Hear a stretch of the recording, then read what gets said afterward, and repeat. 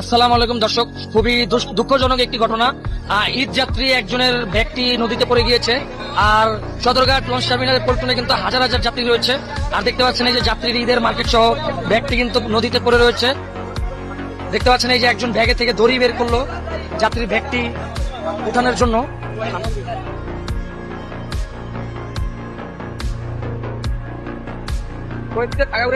যে ব্যাগটি তুলছে তার মাথায় প্রচন্ড বুদ্ধি, দড়ি কোথা থেকে আসলো বুঝতে পারছি না। আর ব্যাগটিও কিন্তু বেঁধে দিয়েছে।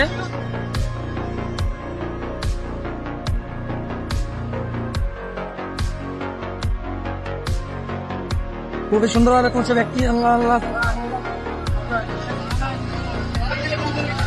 ব্যক্তি তুলে অবশেষে ব্যাগটি তুলে ফেলেছে।